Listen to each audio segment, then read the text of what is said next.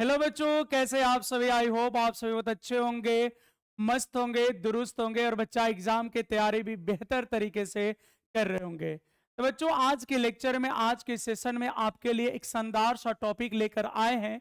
और बच्चा, ये बोर्ड एग्जाम के लिए, विशेषकर 12th एग्जाम के लिए बहुत बहुत इंपॉर्टेंट होने वाला है। और ये थ्योरी अक्सर आपके एग्जाम में दीर्घ उत्तरीय प्रश्न में, यानी पूरे 5 नंबर के लिए बच्चा पूछा जाता है। तो बच्चा, आज का अगर टॉपिक नेम की बात करें तो आज का टॉपिक नेम है लंबे सीधे धारावाही चालक के कारण चुंबकीय क्षेत्र तीव्रता। बच्चों, इसको एग्जाम में पूछता कैसे है? तो इसको एग्जाम में पूछता है कि लंबे सीधे धारावाही चालक के कारण चुंबकीय क्षेत्र तीव्रता ज्ञात करे। या इसी प्रश्न को ऐसे भी पूछ लेता है कि लंबे सीधे धारावाही चालक के समीप चुंबकीय क्षेत्र तीव्रता ज्ञात करे। या जो लंबा सीधा बोल रहे हैं बच्चा, यहां पे कह सकता है कि अनंत लंबाई के कारण, अनंत लंबाई वाले चालक के कारण चुंबकीय क्षेत्र तीव्रता ज्ञात करे। बच्चा, ये रहा कि प्रश्न पूछता कैसे है। अब सबसे बड़ा सवाल ये है कि इसका आंसर कैसे करना है, इसको बताना कैसे है। तो देखो बच्चा, सबसे पहले क्या करेंगे, हम एक लंबा सीधा तार लेंगे। ठीक है, देखो बच्चा, यहां पे हम एक तार बना रहे हैं। ऐसे हम एक तार ले लिए। ठीक है बच्चा, ये एक सीधा तार हो गया। अब इस तार का नामकरण कर देते हैं बच्चा। मान लो ये तार है ए बी। तो बच्चा, यहां पे हमने चालक तार को ए बी मान लिया।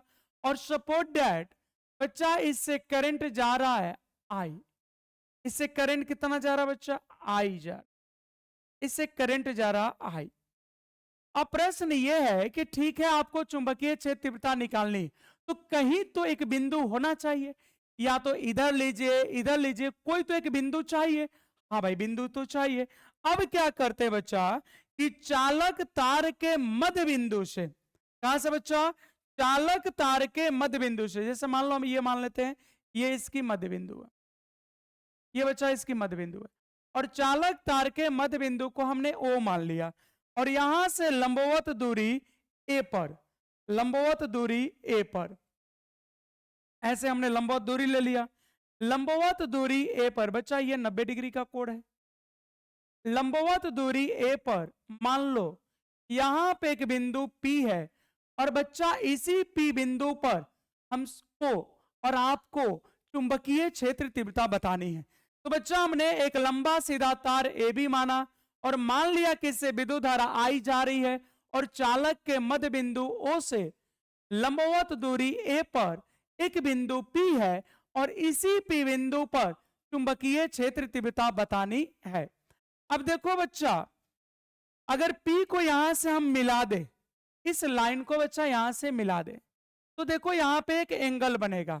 और बच्चा, अगर इस P को भी P से मिला दे तो यहां पे एक कोण बन रहा है बच्चा। अब इस कोण को हम क्या करते हैं बच्चा, इस ऊपर वाले कोण को हम φ1 मान लेते हैं।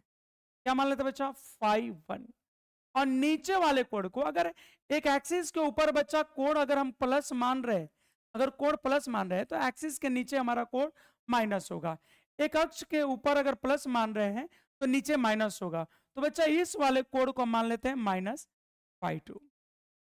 इस लाइन के, यानी बच्चा जो ओपी लाइन माने हैं, ओपी के ऊपर हमने कोण को प्लस माना है और नीचे क्या मान लिया? माइनस। अब बच्चा, इस P बिंदु पर हमको चुंबकीय क्षेत्र तीव्रता बतानी। और जैसा कि हम और आप दोनों जानते हैं बच्चा, आप भी जानते हैं और हम भी जानते हैं कि अगर किसी चालक तार के आसपास या अगल बगल चुंबकीय क्षेत्र तीव्रता चाहिए तो उसके लिए हम लोग बायो सवार्ट का नियम यूज करते हैं। हाँ सर, ये तो जानते हैं। लेकिन बच्चा, प्रश्न ये है, यहां पे अब क्वेश्चन मार्क ये है कि बायो सवार्ट का नियम तार के संपूर्ण लंबाई के लिए तो होता नहीं है, वह एक छोटे से 12 डीएल के लिए वैलिड है। हाँ, टोटल के लिए निकालना है तो अलग मैटर है कि बाद में सर इंटीग्रेशन कर देंगे। बिल्कुल सही बच्चा, बाद में इंटीग्रेशन कर लेंगे। लेकिन प्रश्न है कि क्या बायो सवार्ट का नियम तार के पूरे लंबाई के लिए मान्य है? नहीं। तो बच्चा एक स्वल्पांश के लिए, एक छोटे से लंबाई के लिए मान्य है। तो यहाँ पे एक छोटा सा लंबाई मान लेते हैं। तो बच्चा ओ से, बिंदु ओ से एल दूरी पर, बिंदु ओ से कितना दूरी पे बच्चा? बिंदु ओ से एल दूरी पर, ये बिंदु ओ है बच्चा। यहां से एल दूरी पर एक बिंदु हम एस मान लेते हैं। कौन सा बिंदु मान ले बच्चा? एस। और यहीं पे हम एक स्वल्पांश डीएल मान लेते हैं। यहां पे बच्चा हम क्या मान लेते हैं? स्वल्पांश डीएल मान लेते हैं। ठीक है, इसको हमने बिंदु एस मान लिया, इसको हमने बिंदु एस मान लिया। अब बच्चा इसको मान लेते हैं स्वल्पांश डीएल। और ओ से डीएल की जो दूरी है बच्चा, वो मान लेते हैं एल है। ओ से डीएल की दूरी, यानी ओ से बिंदु एस की दूरी कितना बच्चा? डीएल है। बिंदु ओ से बिंदु एस की दूरी कितना माने बच्चा? एल। मतलब आप कह सकते हैं कि चालक के मध्य बिंदु ओ से, आप ऐसे भी समझ सकते हैं कि चालक के मध्य बिंदु ओ से, बच्चा ये तो मध्य बिंदु, हाँ सर, तो चालक के मध्य बिंदु ओ से स्वल्पांश कितने दूरी पे है? एल दूरी पे। अब बच्चा यहां पर एक स्थिति सदिश बना लो, यहां पे बच्चा एक स्थिति सदिश बना लो। अब स्थिति सदिश बनाओगे भाई तो कुछ इस प्रकार से जाएगा। अब ये स्थिति सदिश, ध्यान देना बच्चा, ये कोण कितना था? ये कोण तो φ1 है, ये कोण कितना बच्चा? φ2 है। अब यहां पे भी एक कोण बन गया बच्चा, यहां पे भी एक कोण बन गया, और इस कोण को हम मान लेते हैं फाई। इस कोण को बच्चा क्या मान लिया? फाई।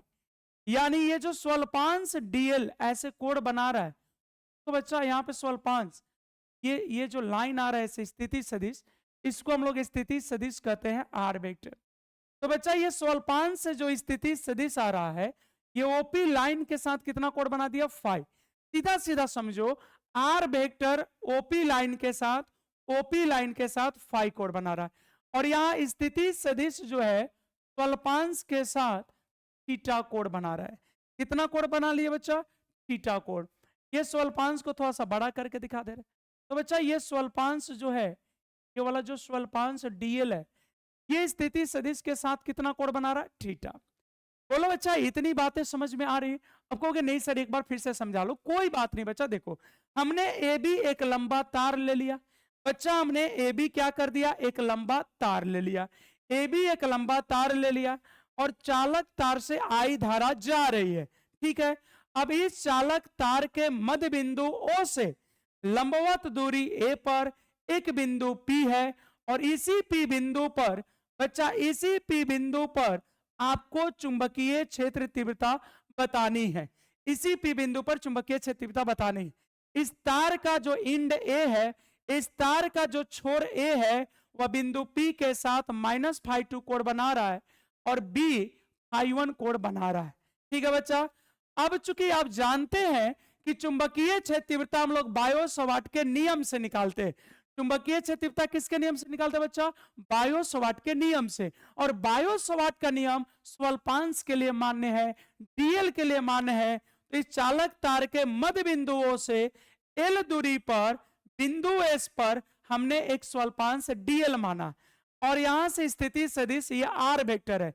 तो स्वल्पांश डीएल और स्थिति सदिश आर वेक्टर के साथ कितना कोण बन रहा है बच्चा? थीटा कोण बन रहा है। इतनी बातें क्लियर है? हाँ सर क्लियर है। बच्चा फोटो के बारे में यहां लिख देते हैं। माना कि क्या मान ले बच्चा? माना कि ए बी एक लंबा सीधा धारावाही, क्योंकि इससे करंट जा रहा है, धारावाही चालक तार है। धारावाही चालक तार है। तो बच्चा ए बी एक लंबा सीधा धारावाही चालक तार है। ए बी को हमने एक लंबा सीधा तार मान लिया। इससे करंट कितना जा रहा है बच्चा? आई। जिससे कितना विद्युत धारा जा रहा? जिससे विद्युत धारा आई प्रवाहित होता है। जिससे विद्युत धारा आई प्रवाहित होता है। इससे कितना विद्युत धारा जा रहा बच्चा? तो विद्युत धारा आई प्रवाहित होता है, जिससे विद्युत धारा आई प्रवाहित होता है। आई छूट गया, जिससे विद्युत धारा कितना प्रवाहित होता है बच्चा, जिससे विद्युत धारा आई प्रवाहित होता है, जिससे विद्युत धारा आई प्रवाहित होता है। ठीक है, इतनी बात तो समझ में मेरे बच्चों आ रहा होगा आपको। ये भी एक चालक तार है और इससे विद्युत धारा आई जा रहा। हाँ सर, इतना समझ में आ गया। ठीक है बच्चा, एकदम स्टेप वाइज समझना है। अब देखो बच्चा, चालक तार के चालक तार के चालक तार के मध्य बिंदु, कहां से बच्चा, ओ से। चालक तार के मध्य बिंदु ओ से, इतनी तो बात समझ में आ गई बच्चा। इस चालक तार के मध्य बिंदु को हमने क्या माना, ओ, और इस ओ से एल दूरी पर बिंदु एस पर हमने स्वल्पांश डीएल माना है। बोलो ये बात क्लियर है कि नहीं है बच्चा? ओके, ये सब सर बात एकदम सिंपल सिंपल है सर। ये तो दिख रहा है कि बिंदु ओ से कितनी दूरी पर, एल दूरी पर एक बिंदु एस है और वहीं पे आपने स्वल्पांश माना है। ये तो बात दिख रही है। तो चालक तार के मध्य बिंदु ओ से एल दूरी पर बिंदु एस पर एक स्वल्पांश, क्या बच्चा, एक स्वल्पांश डीएल है। हाँ सर, इतनी बात ठीक है। और ये बच्चा स्थिति सदिश के साथ कितना कोण बना रहा है, जो स्थिति सदिश आर वेक्टर के साथ, जो स्थिति सदिश आर वेक्टर के साथ थीटा कोण बनाता है। स्थिति सदिश के साथ कितना कोण बनाता है मेरे बच्चों, थीटा कोण बनाता है। बोलो बच्चों, इतनी बातें समझ में आ गई? देखो बच्चा, चालक तार के मध्य बिंदु ओ से, चालक तार के मध्य बिंदु ओ से कितनी दूरी पर, एल दूरी पर बिंदु एस पर एक स्वल्पांश डीएल है, जो स्थिति सदिश आर वेक्टर के साथ थीटा कोण बनाता है। हाँ सर, यहां तक क्लियर है। ठीक है बच्चा, अब इसी स्वल्पांश के लिए बायो-सवार्ट का नियम का यूज कर देंगे। ठीक है बच्चा, अब स्वल्पांश डीएल के लिए, अब स्वल्पांश डीएल के लिए, अब स्वल्पांश डीएल के लिए बायो-सवार्ट के नियम, बायो-सवार्ट के नियम से। अब अच्छा, इसी स्वल्पांश डीएल के लिए बायो-सवार्ट के नियम का यूज कर देते हैं। इसी स्वल्पांश डीएल के लिए बायो-सवार्ट के नियम। अब स्वल्पांश डीएल के लिए बायो-सवार्ट के नियम, किसके नियम से बच्चों, बायो-सवार्ट के नियम से। तो बायो-सवार्ट के नियम में सबने पढ़ा है कि डीबी बराबर जो फॉर्मूला था बच्चा, मिनॉट बाई 4 पाई, क्या होता बच्चा, डीबी बराबर होता है mu naught by 4 pi ideal sine theta upon r square. और बच्चों इसको मान लेंगे समीकरण 1। तो बच्चा डीएल लंबाई के लिए, स्वल्पांश डीएल के लिए बायो-सवार्ट का नियम क्या होता बच्चा, तो स्वल्पांश डीएल के लिए पिछले लेक्चर में बताया बच्चा, पिछले लेक्चर में इसको प्रूफ किए, वो भी अच्छे तरीके से, वो भी VVI है, महत्वपूर्ण टॉपिक है। तो बच्चा बायो-सवार्ट के नियम से होता है डीबी बराबर mu naught by 4 pi ideal sine theta upon r square. ठीक है बच्चा, क्या हो गया, डीबी बराबर mu naught by 4 pi ideal sine theta by r square. अब बच्चा इस स्टेटमेंट को थोड़ा सा विराम देंगे और अब हो जाएंगे हम लोग मैथमेटिकल। अब बच्चा हम लोग मैथमेटिकल हो जाएंगे। ठीक है, अब कुछ चीजों की वैल्यू निकालेंगे, जैसे डीएल का वैल्यू निकालेंगे, साइन थीटा का वैल्यू निकालेंगे, इन सभी चीजों का वैल्यू बच्चा हम लोग धीरे धीरे निकालेंगे। चलो ठीक है, अब आगे बढ़ते हैं। देखो बच्चा, एक समकोण त्रिभुज, देखो एक समकोण त्रिभुज बच्चा, इसमें देखो ओ पी एस। मेरे बच्चों ध्यान से देखना, एक समकोण त्रिभुज ओ पी एस, समकोण त्रिभुज बच्चा देखो ओपीएस, और यहां बच्चा थीटा है, तो थीटा के सामने हो जाएगा लंब, तो यहां लंब का काम करेगा ए और कर्ण का काम करेगा आर। ठीक है बच्चा, तो अब आगे बढ़ा रहे हैं। अब समकोण त्रिभुज, अब समकोण त्रिभुज, अब समकोण त्रिभुज ओपीएस में, किसमें बच्चा? अब समकोण त्रिभुज ओ पी एस में। किसमें बच्चा? तो समकोण त्रिभुज ओपीएस में। समकोण त्रिभुज ओपीएस में। किसमें मेरे भाई? तो समकोण त्रिभुज ओपीएस में। अब देखो भाई यहां पे लिख सकते हैं साइन थीटा बराबर लंब बटा कर्ण। तो लंब का काम कर रहा था ओपी और बच्चा कर्ण का काम कर रहा था एसपी। अब आप कहोगे कैसे सर? तो देखो बच्चा ये फोटो को यहां पे भी बना ले क्या? बोलो बच्चों इस फोटो को यहां पे भी बना ले।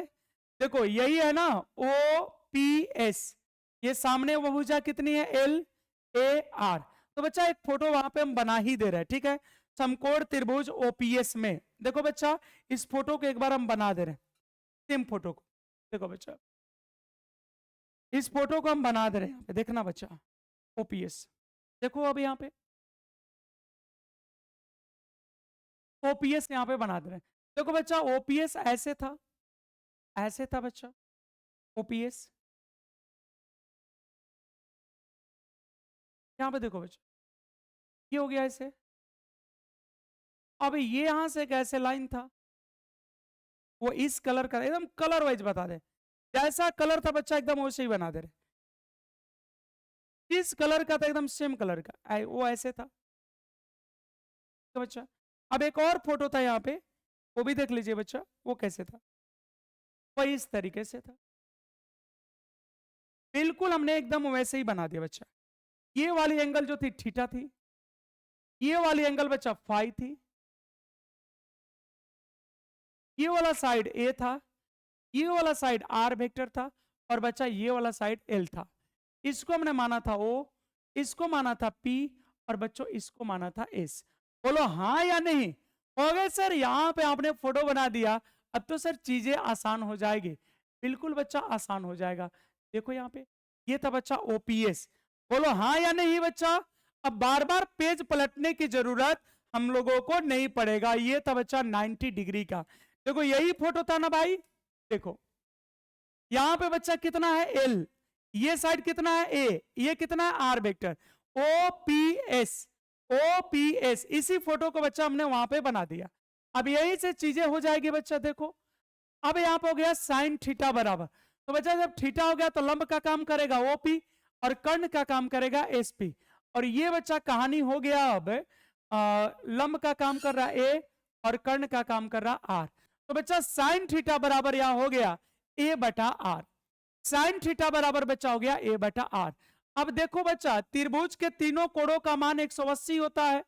तो त्रिभुज के तीनों कोणों का मान बच्चा अगर 180 होता है तो ये तो है 90 प्लस फाई प्लस थीटा अब बराबर बच्चा कितना हो जाएगा? 180। तो बच्चा थीटा बराबर हम क्या लिख दे? तो थीटा बराबर, चाहे अभी अभी एक लाइन और बढ़ा लेते हैं, तो बच्चा हो जाएगा फाई प्लस थीटा बराबर 90। ये 90 जाके घट गया, तो बच्चा थीटा बराबर हो गया 90 माइनस फाइव।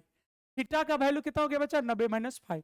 अब इसको हम यहां पे लिख देते हैं साइन 90 माइनस फाइव अब बराबर हो गया बच्चा ए बटा में आर। तो साइन 90 माइनस थीटा का होता है कॉस थीटा, तो बच्चा हो गया यहाँ पे कॉस फाइव, और कॉस फाइव बराबर हो गया ए बाई आर। तो बच्चा आगे चल के हम आगे जब थ्योरी को बताएंगे, अब जब मैथमेटिकल आगे बढ़ाएंगे, तो जहां पे बच्चा साइन थीटा है वहां पर हम कॉस फाइव भी लिख सकते हैं। क्यों सर? तो बच्चा साइन थीटा का आरएचएस है ए बाई आर और कॉस फाइव का भी वैल्यू है ए बाई आर। तो बच्चा जहां साइन थीटा लिखा होगा वहां पे कॉस फाइव लिखेंगे, और जब इसको लिखेंगे तो लिखते वक्त भी हम एक बार चर्चा करके दिखा देंगे। बोलो बच्चा इतनी बात समझ में आ रही है? अब इसी को आप लिख सकते हो मेरे भाई आर बराबर ए बटा में कॉस फाइव, और बच्चा 1 बटा कॉस फाइव को सेक फाइव बोलते हैं, तो आप लिख सकते हो ए सेक फाइव। ऐसे भी लिख सकते हो बच्चा। बोलो ए सेक फाइव, 1 बटा कॉस फाइव को हमने कर दिया ए सेक फाइव। अब बच्चा देखो तथा इस बार बच्चा एंगल आप इसको ले लो, और हमने यहां पे एंगल ले लिया बच्चा tan फाइव। एंगल क्या ले लिया बच्चा? tan five. अब बताओ tan फाइव बराबर क्या हो जाएगा बच्चा? ध्यान से देख के बोलो। tan फाइव का बच्चा फॉर्मूला हो जाएगा लंब बटा में आधार। tan फाई की फॉर्मूला बन जाएगी बच्चा लंब बटा में आधार। तो फाई के सामने लंब क्या हो जाएगा, कोण के सामने, अभी कोण हमने फाई माना है, तो कोण के सामने लंब हो जाएगा बच्चा ओएस। ओएस और आधार का काम करेगा बच्चा, ये तो लंब हो गया, आधार का काम करेगा ओपी, यानी बच्चा एल बटा में ए। बोलो हाँ या नहीं। अब बच्चा क्या करते हैं, इसको थोड़ा सा हम आगे बढ़ा लेते। बोलो यहां तक बातें समझ में आ रही बच्चा, यहां तक बातें समझ में आ रही है। अब इसी को हम लिख सकते हैं अगर चाहे तो एल बराबर ए tan फाई लिख सकते हैं ना बच्चा, ए बराबर सॉरी एल बराबर ए tan फाई, ये आके इसमें मल्टीप्लाई हो गया। लेकिन बच्चा हम अगर यहां पे देखें, हमको फॉर्मूला वैल्यू डीएल का चाहिए। एक तो हमने निकाल चुका है कि साइन थीटा कॉस फाई के बराबर होगा, दूसरा वैल्यू बच्चा डीएल का चाहिए, आर भी निकाल चुके हैं, आर का वैल्यू निकाल चुके हैं, साइन थीटा बराबर कॉस फाई। अब बच्चा डीएल की वैल्यू चाहिए, किसकी वैल्यू चाहिए बच्चों, डीएल की वैल्यू चाहिए। तो अब क्या कर दे, दोनों तरफ बच्चा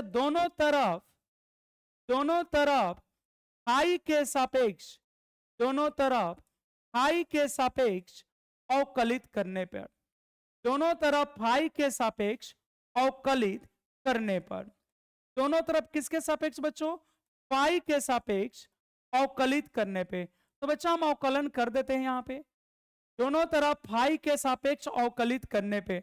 बच्चा यहां तक बातें क्लियर है, यहां तक बच्चा बातें क्लियर है ना। अब दोनों तरफ फाई के सापेक्ष क्या करना है, अवकलित करना है दोनों तरफ बच्चा। तो जब दोनों तरफ करोगे तो यहां पर हो जाएगा डीएल अब बटा में डी, फाई के सापेक्ष अवकलन कर रहे बच्चा तो हो गया डीएल बटा डी फाई हो गया। अब इसमें ए नियत है तो बाहर निकाल देंगे और बचा हो जाएगा A D tan phi, tan phi. अब बटा में हो गया बच्चा, ए को बाहर कर दिया हमने, अब बटा में हो गया डी फाई।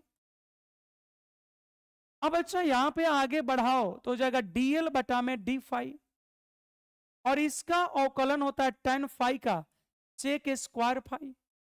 क्या होता है बच्चा, sec square phi. tan x का डिफरेंशिएशन कितना होता है बच्चा, tan x का डिफरेंशिएशन होता है sec square x। tan x का डिफरेंशिएशन क्या होता है बच्चा, सेक स्क्वायर x। ये तो मैथ वाला बड़े आसानी से समझता होगा, इजी समझता होगा एकदम। उसके लिए तो डिफरेंशिएशन 12th क्लास में कुछ है नहीं, वो भी एकदम छोटा वाला, ये तो फॉर्मूला है बच्चा। तो tan x का होता है सेक स्क्वायर x, तो tan फाई का हो जाएगा सेक स्क्वायर फाई। अब यहां से बच्चा डीएल की वैल्यू आ गई, तो डीएल बराबर हो गया ए सेक स्क्वायर फाई, और यहीं पे बच्चा ये मल्टीप्लीकेशन हो जाएगा इंटू डी फाई। बोलो हाँ या नहीं बच्चों, इतनी बातें हो जाएगी, हाँ सर इतनी बातें हो जाएगी। अब कुछ नहीं करना बच्चा, देखो यहाँ पे साइन थीटा का मान कॉस फाई के बराबर, आर की वैल्यू निकल चुकी है, और बच्चा यहाँ पे डीएल का वैल्यू निकल गया। अब ये सभी वैल्यू समीकरण एक में रख देते हैं, समीकरण, अब इस सभी वैल्यू को समीकरण एक में रख देते हैं। समीकरण एक में किसमें बच्चा, समीकरण एक में किसका वैल्यू सबसे पहले रखेंगे, साइन थीटा का।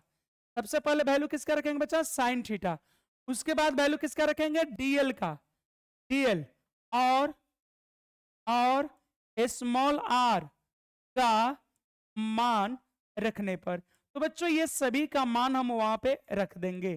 बोलो इतनी बातें समझ में आ रही मेरे बच्चों, इतनी बातें सभी को समझ में आ रही है अच्छे तरीके से। हमको लग रहा आपको एकदम इजीली समझ में बच्चा इतनी बातें तो आ रही होगी। बोलो बच्चा इतनी बातें समझ में आ रही आप सभी को, बिल्कुल समझ में आना चाहिए और आ रहा होगा। हमको जहां तक पता है बच्चा आपको समझ में आ रहा होगा, क्योंकि आप उतने कमजोर तो हो नहीं, आप भी तेज बच्चा हो। अब बच्चा सबको समीकरण एक में रखना है, लेकिन प्रश्न है कि समीकरण एक है क्या।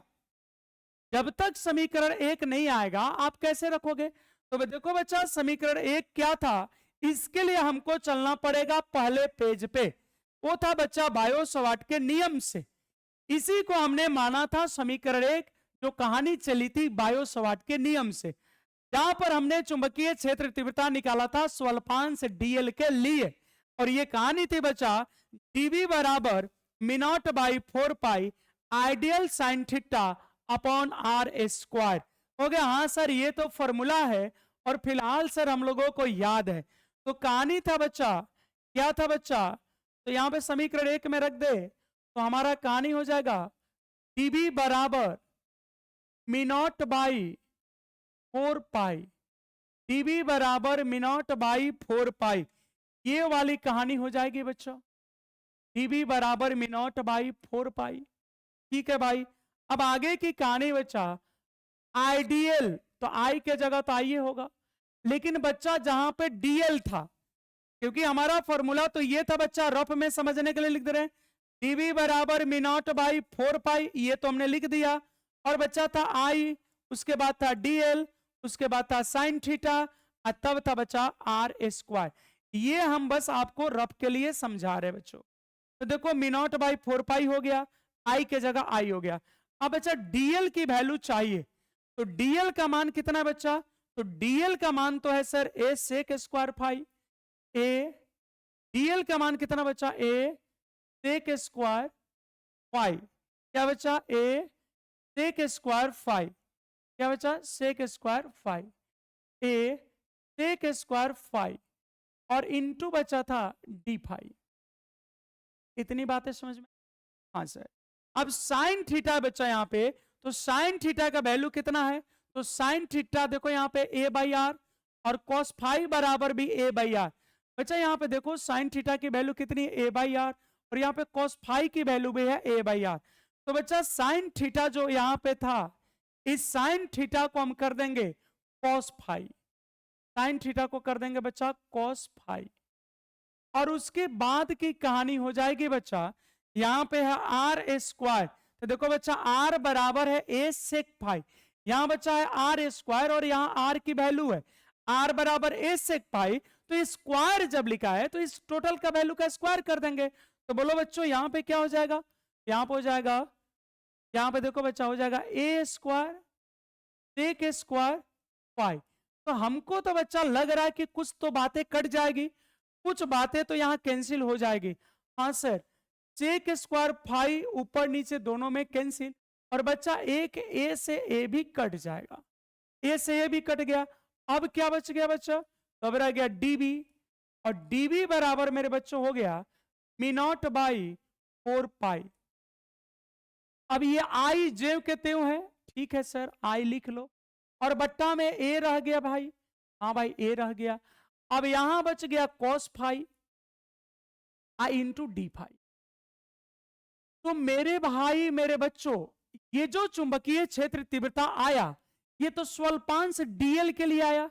ये कहोगे कैसे सर, तो देखो ना बच्चा, ये जो बायो सवाट का नियम लगाए थे, डीबी बराबर mu naught by 4 pi ideal sine theta by r square, तो बच्चा ये तो स्वल्पांश डीएल के लिए था, इसके लिए था, ये तो बच्चा स्वल्पांश डीएल के लिए था, ये किसके लिए था, ये स्वल्पांश डीएल के लिए था, ये किसके लिए था बच्चा, तो ये था स्वल्पांश डीएल के लिए, इसके लिए था बच्चा।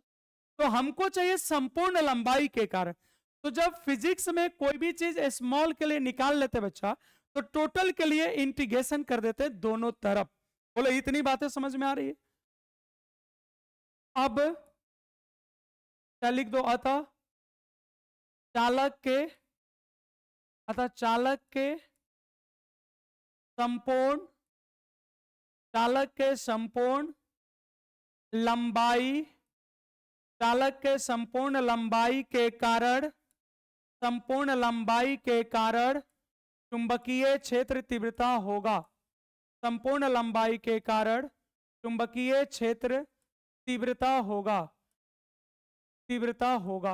तो बच्चों संपूर्ण लंबाई के कारण चुंबकीय क्षेत्र तीव्रता होगा, तो संपूर्ण लंबाई के कारण चुंबकीय क्षेत्र तीव्रता निकालने के लिए हम क्या कर देंगे, इंटीग्रेशन कर देंगे। संपूर्ण लंबाई के कारण बच्चा क्या कर देंगे, इंटीग्रेशन कर देंगे। अब यहां हो जाएगा इंटीग्रेशन डीबी, और इसमें बच्चा मिनॉट बाई 4 पाई ये बाहर हो जाएगा, और आई बटा ए भी नियत मान के बाहर कर देंगे।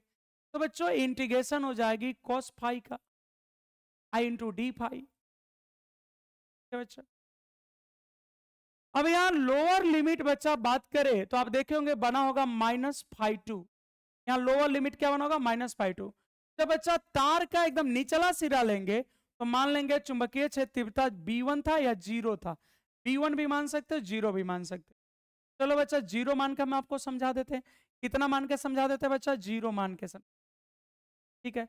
मान लेते हैं कि जब शुरुआत स्थिति था तो चुंबकीय क्षेत्रफलता 0 था। जब φ1 जब ऊपर बना होगा बच्चा, तो मान लेते हैं उस समय संपूर्ण चुंबकीय क्षेत्रफलता B होगी। ठीक है। आप कहोगे सर कैसे ये लिख दिए? तो देखो बच्चा यहाँ पे वैल्यू देख लो, ये निचले सिरा से जुड़ा है बच्चा, तो कोण कितना है? -φ2। और यहाँ ऊपर कितना बचा? तो φ1 है। ऊपर यहाँ कोण कितना बचा? φ1 है। ये नीचे वाली स्थिति पे कितना बचा है? -φ2। तो इस तरह से हम ये कर दिए। बोलो बच्चा इतनी बातें समझ में आ गई? यहां तक सब ठीक ठाक है बच्चा? बोलो हाँ या नहीं। यहां तक बोलो बच्चों कोई दिक्कत है? अब यहां पे dx का इंटीग्रेशन होता है बच्चा x, तो db का इंटीग्रेशन हो जाएगा b, और बच्चा लोअर लिमिट हो जाएगा 0, अपर लिमिट हो जाएगा b।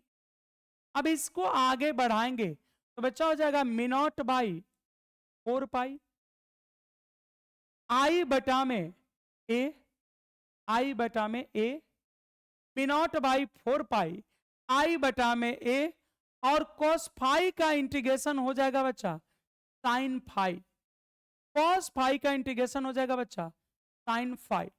लोअर लिमिट है नीचे -φ2 और अपर लिमिट है बच्चा φ1। यहां तक बातें बच्चों क्लियर है? अब कुछ नहीं करना है, अब इसके वैल्यू को रख दोगे, आपका आंसर आ जाएगा बच्चा।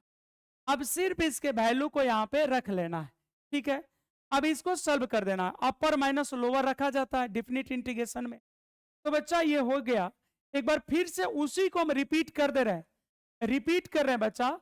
रिजल्ट कुछ इस प्रकार से था, b नीचे 0 था, ऊपर b था। फिर बच्चा लिखा हुआ था μ0 बाई 4 पाई, ये वाली वैल्यू थी। फिर बच्चा लिखा हुआ था i अपॉन a, और इनटू में था बच्चा sin फाई, और लोअर लिमिट के जगह था बच्चा -φ2, और अपर लिमिट के जगह था बच्चा φ1। बोलो यही बातें थी ना बच्चों? कहोगे पता नहीं सर क्या था, वो तो पिछले पेज पे था बच्चा। तो देखो पिछले पेज पे था तो हम आपको फिर से दिखा दे रहे हैं, एक बार फिर से देख लो बच्चा। यही था ना, b lower limit 0, upper limit b, μ0 by 4 pi i by a, और फिर ब्रैकेट में sin phi, lower limit -φ2, upper limit φ1। बच्चा यही था ना? देखो यही था। अब बच्चा इसको लिखेंगे अपर माइनस लोअर, तो इसको बच्चा लिखते हैं अपर, इस b को हटा के b रखेंगे, फिर बीच में माइनस, फिर यहाँ b को हटा के 0, तो अपर माइनस लोअर, इसको अपर लिमिट, इसको लोअर लिमिट। μ0 बाई 4 पाई, ये मैथ का रूल है बच्चा, i अपॉन a, और यहां हो जाएगा बच्चा साइन। अब यहाँ फाई को हटा के φ1, जैसे b को हटा के b लिखे थे, तो फाई को हटा के अपर लिमिट बचा हो जाएगा φ1, बीच में हो जाएगा माइनस साइन। इस बार बच्चा फाई हटा के रखना पड़ेगा -φ2, इस तरीके से। तो साइन माइनस एक्स बराबर माइनस साइन एक्स होता है, तब ये बच्चा इधर आ जाएगा। तो b बराबर आपका रिजल्ट आ गया μ0 बाई 4 पाई i बटा में a, और रिजल्ट हो गया बच्चा साइन φ1 प्लस साइन φ2, ये बचा आपका रिजल्ट हो गया। इतनी बातें बच्चों क्लियर है? ये आपका कहानी हो गया। ये आपका रिजल्ट हो गया, जहां b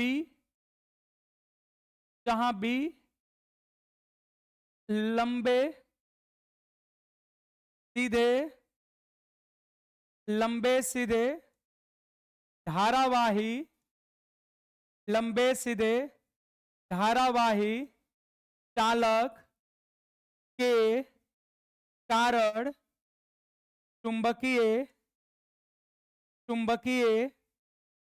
क्षेत्र तीव्रता है। तो ये बच्चा आपका 5 नंबर का सवाल है, और ये बहुत ही इंपॉर्टेंट है। इसको आप किसी भी तरीके से किसी भी हाल में याद रखिएगा। ये बच्चा VVI है। तो बच्चों आज के इस लेक्चर में इतना ही, आज के इस वीडियो में इतना ही। ये थ्योरी आपका इंपॉर्टेंट है, थोड़ी सी मैथमेटिकल है। बच्चा अगर आराम से करोगे और खासकर विशेषकर मैथ वाले बच्चों के लिए ये थ्योरी बहुत ही आसान है, क्योंकि इस थ्योरी में बच्चा ट्रिगो का यूज हुआ है, डिफरेंशिएशन का यूज हुआ है, इंटीग्रेशन का यूज हुआ है। और बच्चा ये थ्योरी पूरी तरह से एकदम मैथमेटिकल बेस है और आपके 12th बोर्ड के लिए बहुत बहुत इंपॉर्टेंट है। तो बच्चा कंप्लीट कर लीजिएगा। मिलते हैं आपसे नेक्स्ट कॉन्सेप्ट नेक्स्ट लेक्चर के साथ। धन्यवाद आप सभी का।